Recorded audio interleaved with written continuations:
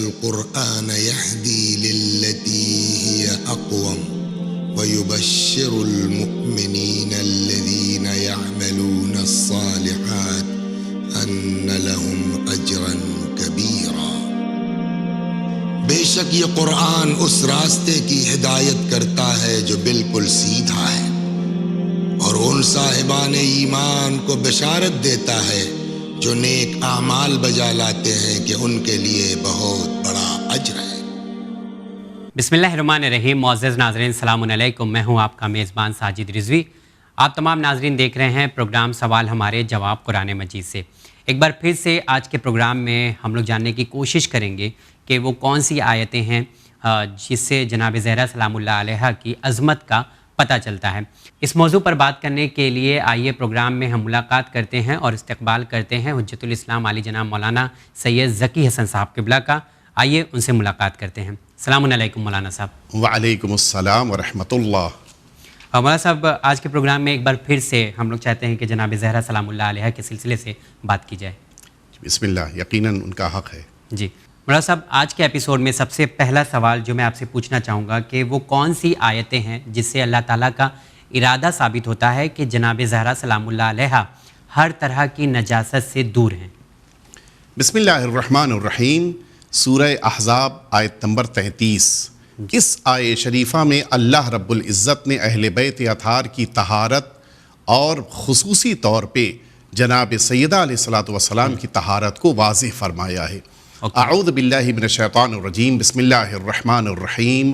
انما یرید اللہ لیذہب عنکم الرجس اہل البیت ویطہرکم تطہیرا۔ یہ آیت شریفہ ہے۔ اس آیت شریفہ میں اللہ نے یہ جملہ فرمایا کہ بس اور بس اللہ کا ارادہ ہے کہ اے اہل بیت اطہار، آپ کو طہارتوں کے ذریعے سے اس طرح سے پاک رکھے کہ جو پاک و صاف رکھنے کا حق ہے۔ اگر یہاں پر آپ توجہ فرمائیں، اس لفظ اہل بیت کو اللہ نے استعمال کیا ہے، اور یہ لفظ اہل بیت رسالت مآب کے اہل بیت کے لیے استعمال ہوا ہے۔ مطلب یہ قرآن مجید میں بھی یہ آیا ہے، یہ لفظ اہل بیت اہل البیت آیا۔ جی، تو اس سے یہ بات پتہ چلی کہ جو رسالت مآب کے اہل بیت ہیں ان کو اللہ نے نجاستوں سے دور رکھا ہے۔ یہاں پر آپ کے ذہن میں ایک سوال پیدا ہو رہا ہوگا، اس کو میں آپ کے پوچھنے سے پہلے ہی کلیئر کر دوں۔ آپ یہ پوچھیں گے کہ کیا سارے مفسرین یہی کہہ رہے ہیں؟ آپ کو تعجب ہوگا۔ اس آیت شریفہ میں رسالت مآب امیر المؤمنین جناب سیدہ امام حسن اور امام حسین، یہ 5 شامل ہیں۔ اختلاف 5 کے علاوہ کے بارے میں ہے، لیکن سب کا اتفاق ہے کہ اس آیت شریفہ میں یہ 5 شامل ہیں۔ اچھا، اور اس میں کسی طرح کی کوئی گنجائش نہیں ہے؟ اب چھٹا کون ہو سکتا ہے، 7واں کون ہے، 8واں کون، اس میں اختلاف ہے، لیکن 5 ہیں اس آیت میں شامل، سب نے لکھا ہے بغیر کسی اختلاف کے۔ چلیے، یہ تو بڑی اچھی بات ہے کہ کم سے کم اس بات پر لوگ اس مسئلے میں سب متفق ہیں۔ ہاں، چھٹا، 7واں، 8واں، 9واں، 10واں سب اختلاف ہو سکتا ہے، لیکن 5 سب متفقون علیہ۔ دوسری بات دیکھیے، ارادہ کون کر رہا ہے؟ ارادہ اللہ کا ہے، اور ہر ذات کا ارادہ الگ الگ طرح کا ہوتا ہے۔ مثال کے طور پہ آپ یہ کہیں کہ میں ارادہ کرتا ہوں، تو یہ ارادہ آپ کا ابھی کا ہے۔ جی، آپ مثلا اگر آپ کی عمر اس وقت، میں صرف ایک ایگزامپل دے رہا ہوں، مثلا اگر آپ کی عمر 28 سال ہے اس وقت، تو یہ ارادہ 28 سال کے اندر کا ہے، 28 سال سے پہلے کا نہیں ہو سکتا ہے۔ بالکل۔ لیکن اگر کوئی ایسی ذات ہے جو ازل سے لے کے ابد تک ہے، تو اگر وہ ذات ارادہ کرے تو اس کے معنی ہے کہ اس کا یہ ارادہ ازل سے لے کے ابد تک ہے۔ تو اب جب ازل سے ابد تک ہے تو ان اہل بیت اطہار کی طہارت بھی ہمیشہ سے تھی اور ہمیشہ رہے گی، باقی رہے گی۔ اچھا، یہاں پہ ایک معذرت چاہتا ہوں کہ یہ طہارت سے مطلب کیا مراد لینا ہے؟ مطلب ہم جو نارمل نجاست سمجھتے ہیں، تو کیا مطلب اس کو واضح کرے، کیونکہ ایک آیت نازل ہوئی ہے، اس کے پیچھے کوئی اور وجہ ہو سکتی ہے؟ بالکل۔ دیکھیے، 2 طرح کی نجاستیں ہوتی ہیں کہ جن کے بارے میں ہم سوچ سکتے ہیں۔ ایک وہ نجاست کی جس کے بارے میں ہمیں علم ہے، مثلا ہمارے سامنے گلاس میں پانی ہے، اس میں ایک قطرہ خون کا گر گیا، ہمیں نجاست کا علم ہے۔ بالکل۔ لیکن ایک اور نجاست ہے، ایک گلاس آپ کو پانی کا دیا جائے، آپ کو نہیں پتا ہے کہ یہ حلال ہے یا حرام ہے۔ بالکل۔ کیوں؟ اس لیے کہ ہو سکتا ہے کسی سے چھین کے لایا گیا ہو، غصبی ہو۔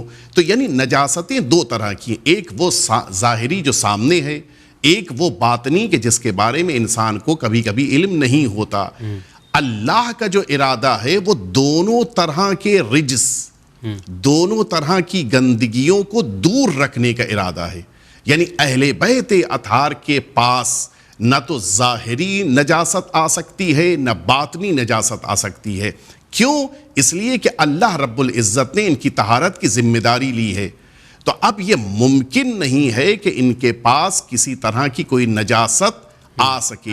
اور اسی لیے اگر آپ غور کریں سب سے زیادہ دشمن اس دنیا میں اہل بیت اطہار کے ہیں. جی ابھی بھی موجود ہے اور ان میں بھی امیر المؤمنین سے تو بڑی دشمنی رکھی گئی.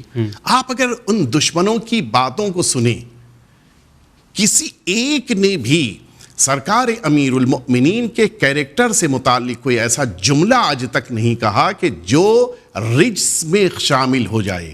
اچھا، آج تک کسی نے نہیں کہا. ساری باتیں ہیں، ساری چیزیں کہی گئی ہیں، لیکن کسی کے اندر یہ ہمت آج تک نہیں ہوئی ہے کہ کوئی آگے بڑھ کر امیر المؤمنین کے دامن کردار کے بارے میں تبصرہ کر سکے. بالکل. اور اسی طرح سے جناب سیدہ بھی ہیں. دشمنوں نے یہ گواہی دی ہے کہ جناب سیدہ عظمتوں کی اس بلندی پر تھیں کہ جس بلندی پر کوئی بھی انسان سوچ بھی نہیں سکتا کہ پہنچ جائے، اور آپ کے کردار کے بارے میں تو کسی قسم سے کوئی اعتراض نہیں ہوا ہے. اور یہیں سے ایک چیز اور میں واضح کر دوں، دیکھیں دو طرح کی عصمت ہوتی ہے. ایک وہ عصمت جو فرشتوں کے پاس ہے، ایک وہ عصمت کے جو انسانوں کے پاس ہے. فرشتوں کے پاس جو عصمت ہے وہ ان کی مجبوری ہے، اس لیے کہ ان کو پیدا ہی اسی انداز میں کیا گیا ہے. لیکن وہ عصمت جو اہل بیت اطہار کے پاس ہے وہ مجبوری نہیں ہے، بلکہ اہل بیت اطہار کی فضیلت ہے، ان کے کردار کی عظمت ہے. اور اسی لیے اللہ رب العزت نے اہل بیت اطہار کے کردار کی بلندی کا اقرار کرتے ہوئے اس آیت شریفہ کو سورہ احزاب میں نازل کیا ہے. اور جب تک یہ آیت باقی رہے گی تب تک اہل بیت اطہار اور بالخصوص جناب سیدہ کی عظمت دنیا والوں کے سامنے آتی رہے گی. بالکل، بہت شکریہ مولانا صاحب. اسی لیے آیت کا حوالہ دیا جاتا ہے اس پروگرام میں تاکہ بات جو ہے ثابت کی جا سکے، اور جس طرح کی آیتیں پیش کی جاتی اس پروگرام میں وہ ثابت کرتی ہیں کہ یہ آیتیں بی بی زہرا سلام اللہ علیہا کی شان میں نازل ہوئی ہیں. یوں تو بی بی زہرا سلام اللہ علیہا کی زندگی ہم سب کے لیے نمونہ عمل ہے، لیکن یہ بھی جاننا بہت ضروری ہے کیونکہ کئی واقعات ہم لوگوں تک پہنچتے ہیں کہ ان کے عمل کس طرح کے تھے. ہم لوگ یہ جاننا چاہیں گے مولانا صاحب، کیا کہیں پر کسی آیت میں بی بی زہرا سلام اللہ علیہا کے بہترین عمل کا ذکر قرآن مجید میں ملتا ہے؟ یہ تو سارے عمل بہترین ہیں، لیکن پہنچ جائیں ناظرین تک ایک پیغام. یوں تو جناب سیدہ کے جتنے بھی عمل، جیسا کہ آپ نے کہا، خود آپ کا میدان مباہلہ کے لیے تشریف لانا یہ بہترین عمل ہے کہ جس کا قرآن مجید نے ذکر کیا ہے. لیکن ایک چیز میں عرض کروں گا، میدان مباہلہ میں جناب سیدہ اللہ کے حکم کی بنا پر تشریف لائیں.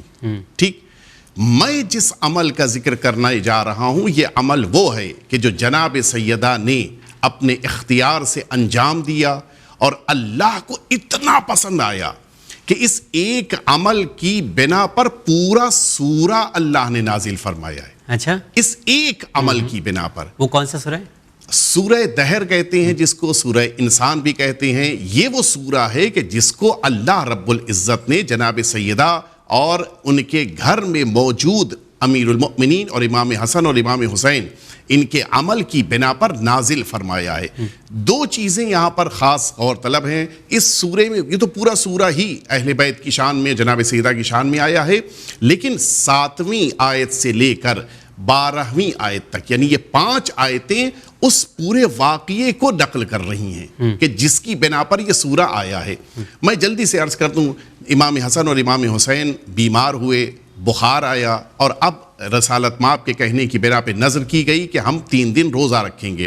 جناب سیدہ اور امیر المؤمنین نے روزہ رکھا. اور اس گھرانے کی عجیب تربیت ہے، جو بچے صحت مل چکی تھی ان بچوں نے بھی روزہ رکھا. اور اب یہ چاروں اور ساتھ میں جناب فضہ، ان سب نے روزہ رکھا.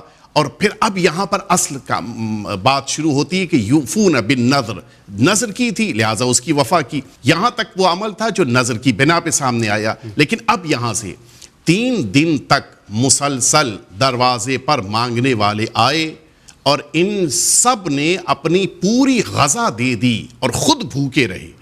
اللہ کو اتنا پسند آیا کہ وَيُطْعِمُونَ الطَّعَامَ عَلَى حُبِّهِ مِسْكِينًا وَيَتِيمًا وَأَسِيرًا. اسی ترتیب سے پہلے دن مسکین آیا تھا, دوسرے دن یتیم آیا تھا, تیسرے دن اسیر یعنی وہ قیدی آیا تھا, اور انہوں نے اپنا کھانا دے دیا تھا. اس عمل کو اللہ نے قرآن کا حصہ بنایا سبحان اللہ. صرف یہ بتانے کے لیے کہ تم اگر نیکیاں اور اچھائیاں اس زمین پہ انجام دیتے ہو تو اللہ تمہیں دیکھ رہا ہے, بے شک بے اور شک. تمہارے عمل کو باقی رکھتا ہے تاکہ دنیا والوں کو اس سے درس بھی ملے اور دنیا والے بھی اسی طرح سے آگے بڑھیں. لیکن ایک حقیقت ہے, جس طرح کا ایثار اہل بیت اطہار نے کیا اس طرح کا ایثار دنیا میں کوئی نہیں کر سکتا. کوئی نہیں کر سکتا, بے شک. اسی لیے تو آج ان کا ذکر ہو رہا ہے, اسی لیے آج ان کی بات ہوتی ہے. اور دنیا میں سب سے زیادہ جو محبت کرنے والے لوگ ہیں وہ بی بی زہرا سلام اللہ علیہا کے ہیں.